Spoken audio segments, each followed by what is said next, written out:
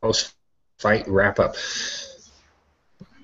Good evening, everybody, and welcome to this episode of the MMA Corner post-fight wrap-up. As tonight we are coming to you on the heels of UFC 175.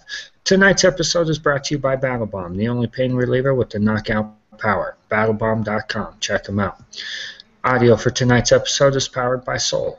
Power, clarity, comfort. Soul Electronics. Definitely get you some of these bad boys. They rock. I'm your host, Josh Davis, alongside my panel for the evening, featured columnists at the MMA Corner, Jason Shelkey and Justin Fuller. Guys, what's up this evening? Man, well, before we get started, Uriah Hall would like to apologize for any mistakes we may make during our analysis of the fights. So, get that out of the way really quick. Well, all right then. There it is. That's out of the way. Shut up, Shelkey. Let's just get this over with. Exactly. Fight night. Fight night, mofos, and I'm still pumped. In all actuality, you know, even though we had the loss of the Stefan Struve Matt Mitrione fight, which we'll get into in just a minute, from top to bottom, it was a solid night of fights. It was an exciting card. There were some great finishes, great fights. Fuller, give me your thoughts on the fights. Man, I got to say, you know, I knew this card was going to deliver, and it did. The prelims were good. The main card, I mean, really when it comes down to it, the co-main and main event delivered, and it doesn't matter how good or how bad the rest of the card was. That's what it all comes down to. That's what people pay their money for on a pay-per-view. So when it comes to pay-per-views, main event, co-main event better deliver, and they did that. People got their money's worth for sure. Shelkey, give us your thoughts. Fuller pretty much summed it up, man. I mean, people pay to see Ronda Rousey whoop that ass, and they wanted to see a good fight between Weidman and Machida. And, you know, it wasn't as close as some people thought it was, but I thought it was a really, really, you know, very excellent fight. And, you know, the rest of the card there, you know, Uriah Hall's toe, all there to fill in. It was great night of fights. And we will get into Uriah Hall's toe and everything that was that here in just a moment. But let's get straight into it. All right, first fight that opened up the main card. You had Marcus Brimage versus Russell Doan. Fuller, start us off. Give us your thoughts on the fight.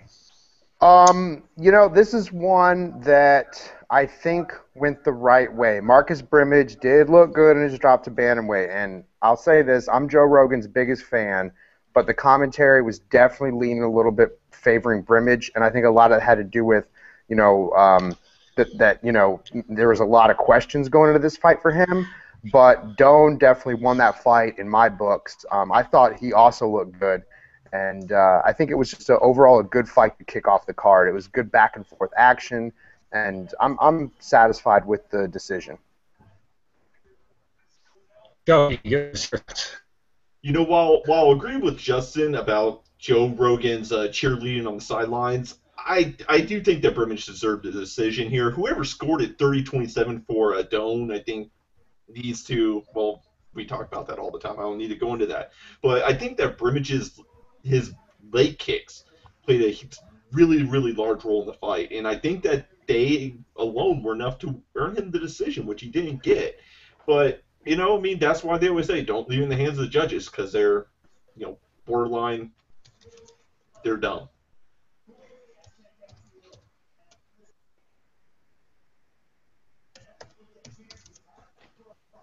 The judges are the judges. That's just all there is to it. This was one of those fights that, you know, here's the thing. You are fighting, which people, you know, look at one way, and then you have MMA or boxing, which is scored on a round-by-round basis. Now, did Russell win enough rounds to get the victory? Absolutely. Did Marcus Brimage win the fight? Absolutely. There's no question. When it came to actual fighting and throwing fists, there's no question that Brimage got the better of it. But that's not what MMA is. That's not the sport's all about. There's more to it than that. So definitely, I don't disagree with the judges' scorecard. I thought, you know, if you're scoring the MMA competition the way that it was, then yeah, Russell Dawn definitely deserved to walk away with the victory. I will say this, Josh, on that though. I would agree with you on that. That yeah, he definitely won. If this were a fight scored as a whole, he improved better. He looked good towards the end. But yeah, I mean, per the round by round on the scorecard, I thought Doan took it. Exactly. Now, I do want to say this about Marcus Brimage. Oh my God, that guy looked like a little tiny version of Bobby Lashley. I mean, oh my God, if you had big old puffed out Bobby Lashley, that's the little mini me of him right there. I was like, oh my God, and obviously, Marcus being a Colorado boy, training at Bobby's gym, I'm sure he gets that all the time. But holy crap, they look stunningly similar.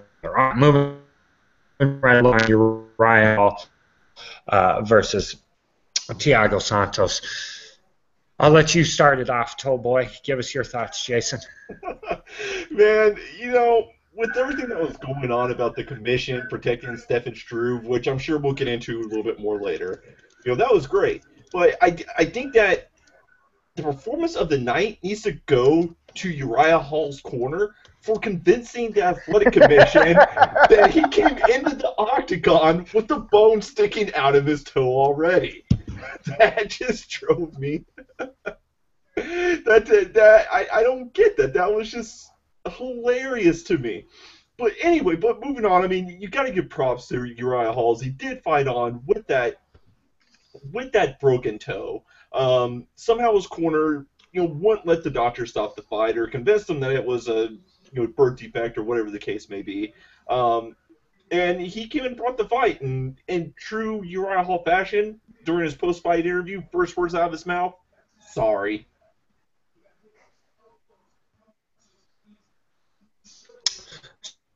Fuller, give us your thoughts.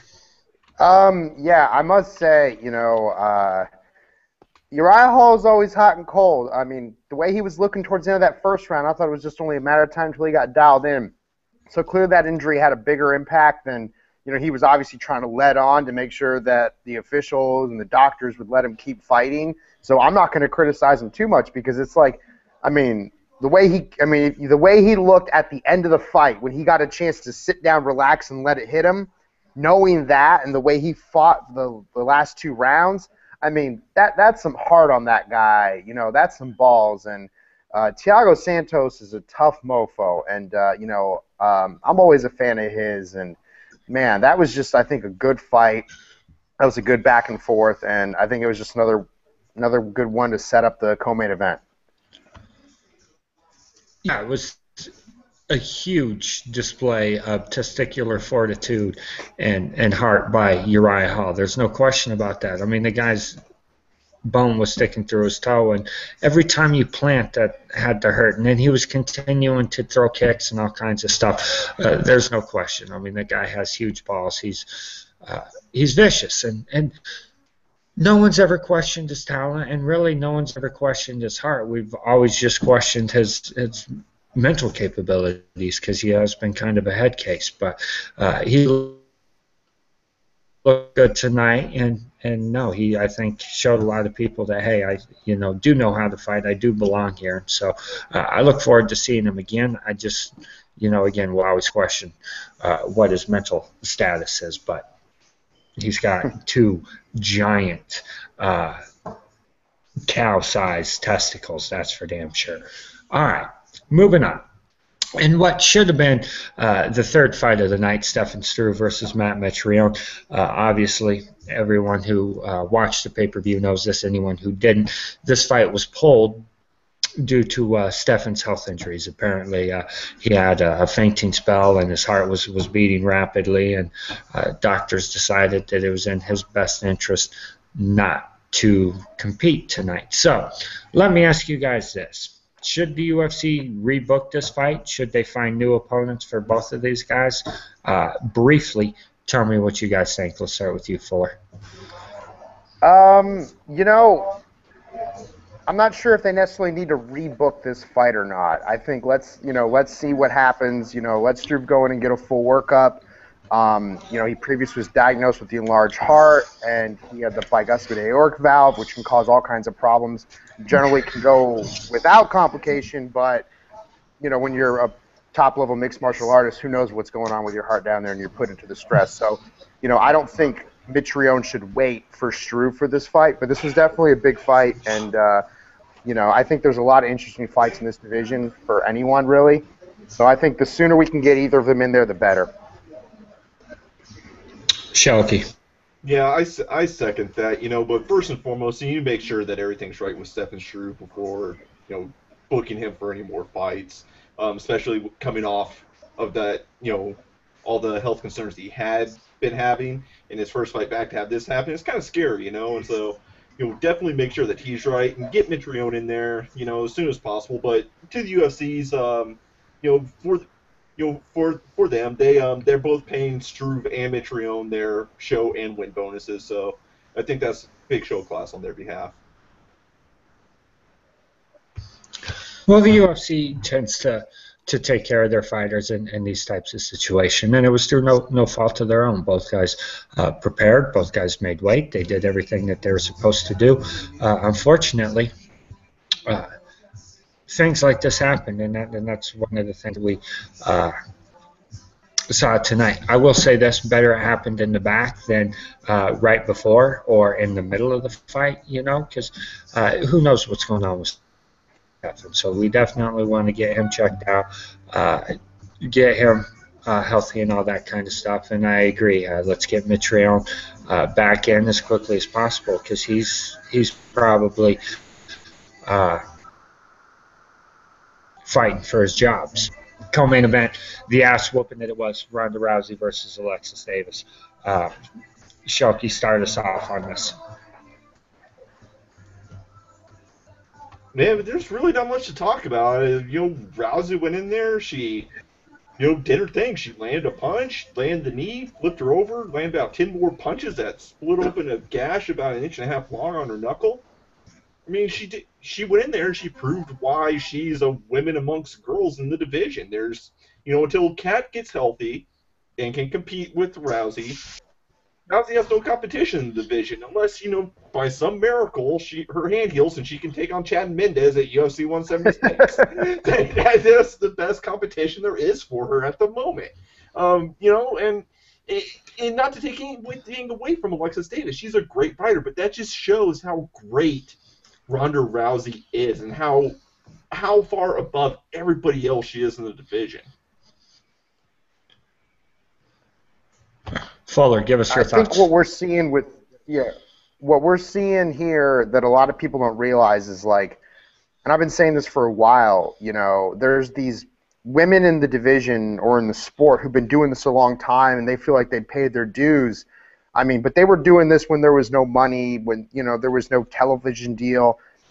So, but what we're seeing now is we're seeing these women who are these top-level athletes, who are these raw talents, who are like these John Jones-type specimens that can get into the sport, learn it quick, and just physically and technically dominate, So it's like you can have all the heart in the world, you can have all the experience in the world, but if you don't have the talent, if you don't have the genetics, that DNA freak is going to come out there, especially that one that's already been competing at a high level in other sports their whole life. And, I mean, everyone talks about Kat because that's pretty much the only one that's left. But Kat's got one fight in the UFC, and it was over a year ago. I mean, so until she comes back, there really isn't much left. Who's left? Sarah Kaufman, she's already beat her before. You really start going down towards the bottom of the top 10 at that point. So I think this is a good time for Ronda to do like she was originally planning. Take a few months off and plan on hoping for an opponent at the end of your card, hopefully. Yeah, I don't disagree with any of that. First off, I love Kat Zingano. I think she's great. I don't know that doing that fight on August 2nd. I mean, that's a tough one. Again, Kat hasn't fought in so long. To me, really, the only fight that makes sense for Ronda is Cyborg. Now, we know that that fight's never going to happen. It's just not. But that's, again, just like when everyone wanted to see Anderson and John Jones. Certain fights are the only ones that make sense, and because of that, we will never see them. This is one of them. I do know that the UFC is working real hard to sign Holly Holm, and once that happens, she'll probably get an immediate title shot. And, you know, if Gina Carano ever does sign with the UFC, if she wants immediate title shot, she'll probably get one. So as far as true tough competition for Ronda Rousey, there's really not any out there. And I'm not saying that Kat's not competition for her. It's just that she hasn't fought in so long. She's coming off the significant knee injury, then the death of her husband. I mean, to go in and fight Ronda in her prime, showing the evolution of her game that she has. I mean, hell, Kat could suffer the same fate that Alexis Davis suffered tonight. So I don't know what the UFC is going to do with her. And then, obviously, you know, with the big, huge cut that she suffered tonight, I don't see her fighting anytime soon. Yeah, exactly. Let your hand heal. Have your knee surgery. Let that heal. Do all that kind of stuff. Blah, blah, blah. Like Justin said, end of the year card. All right, so the main event. Chris Weidman, Lyoto Machida. I got to be honest, I expected more from Lyoto. I really thought that Lyoto would probably be able to outpoint Weidman and win this fight. I was wrong. When Weidman wanted to beat Lyoto up, he did. And then, you know, at the end of the fight, Lyoto came back and made it interesting. But it was too little too late. And, you know, we're watching the fourth round, and everybody I'm with, they're cheering. And I'm like, guys, you know, first off, don't go Joe Rogan on this. Just everybody relax. He hasn't done anything. You know, yes, he looked good for a round, but I truly don't think that Weidman was ever hurt or in danger of losing this fight. To me, it was complete and total domination by this kid. And I don't want to say a doubter, because I've always said that he has potential and can do great things, but I will say this. I have thought that he was overrated. I really did. His victory over Mark Munoz didn't do anything for me, because I don't think Mark Munoz is that good. Then when he came out, first victory over Anderson, you know, I questioned it like everybody else. The second victory, again, we can question that all day long. But to me, he really solidified himself tonight. He put his stamp down. He beat the crap out of Machida. He pretty much did whatever he wanted to, whenever he wanted to. I don't, other than Vitor, and if Vitor can test his chin, that's the only thing I think that might win him that fight. But other than Vitor, I don't think there's anyone out there right now that's really going to give him any kind of fits. I do think that we're looking at another guy who has taken the torch and is going to be champion for a long time. Shelky, give us your thoughts.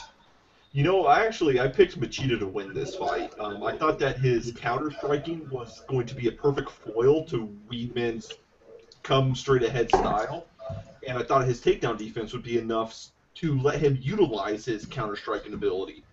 And I was wrong. He didn't, you know, Machida couldn't start pulling anything off until the fourth round. By that time, Weidman already had the fight in the bag.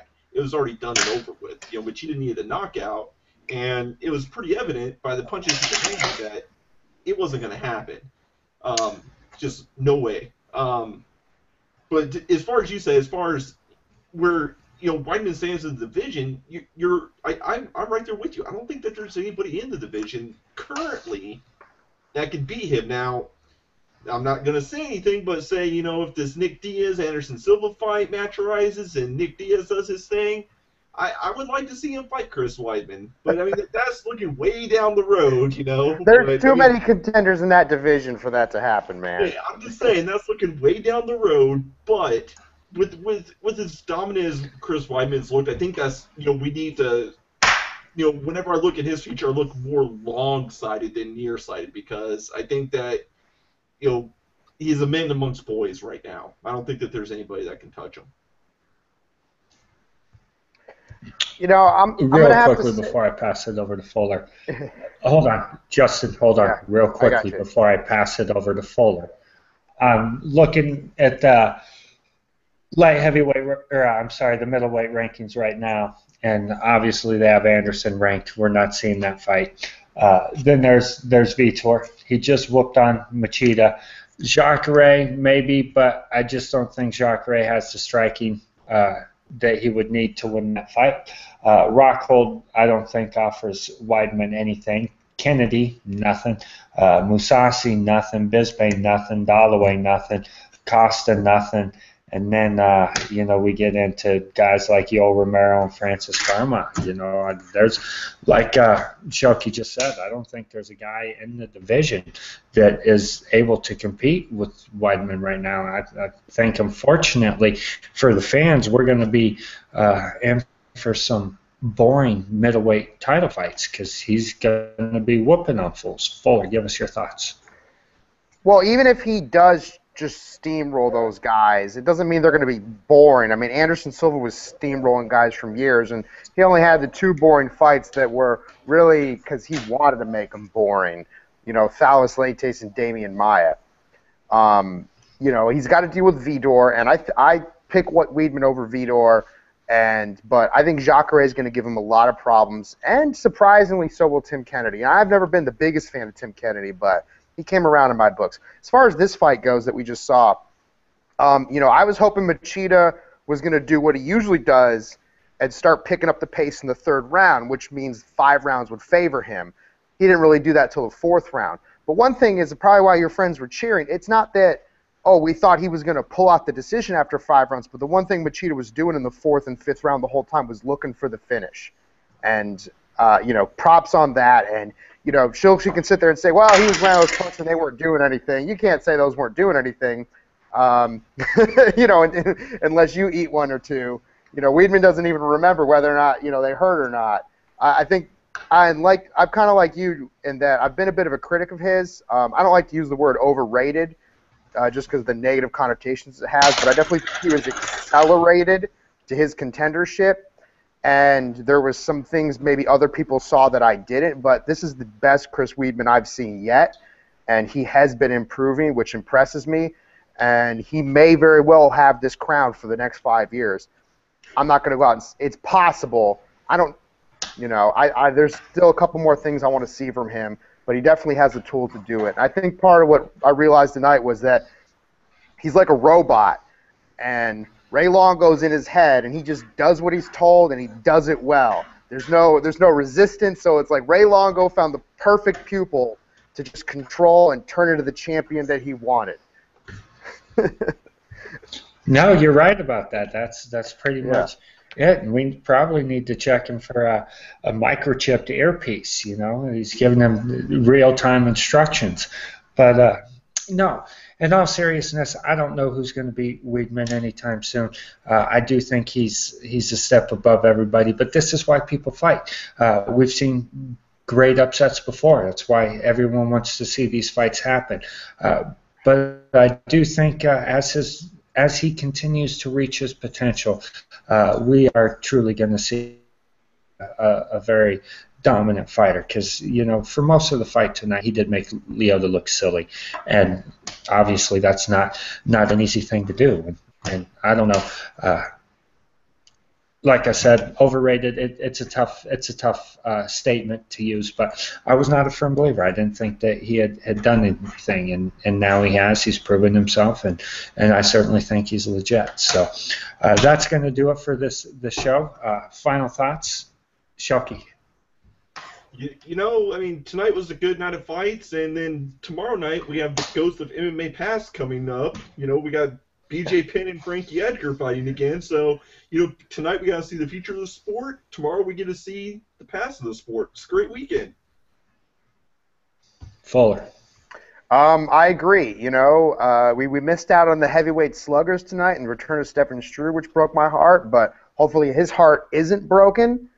We got to see 2 good championship fights. I hope Lyoto can get back on track and we, get to see a few more wins out of him. Maybe he won't get another title shot, but it doesn't matter. He's still a good guy to watch fight. And Chris Weidman's going to continue his ascent up that pound-for-pound ladder and just dominate in the division. And like Jason said, tomorrow, Ghost of Christmas Past is what we got. But we also have my hometown boy Matt Van Buren fighting for the TUF finale, so I'm excited about that. And, you know, hopefully BJ Penn can get a win and then finally retire. Yeah, I don't know that BJ's retiring anytime soon. But yes, we will be back tomorrow night to give you a recap of the TUF 19 finale. Prelim start, Fox Sports, 7 p.m. Eastern. Main card starts on Fox Sports 1, also 9 p.m. Eastern. And so immediately following that, we will be here to give you our thoughts, our breakdowns, and our recap of that. So that is going to do it for tonight. Remember, tonight's episode is brought to you by Battle Bomb, the only pain reliever with the knockout power. BattleBomb.com. Check them out. Audio for tonight's episode was powered by Soul, Power, Clarity, Comfort. Soul Electronics gets you some of these. For all of your MMA needs, definitely check out the MMAcorner.com, your home for all things MMA. And until tomorrow night, keep living the MMA Corner lifestyle. For Jason Shelkey and Justin Fuller, I'm Josh Davis. Peace.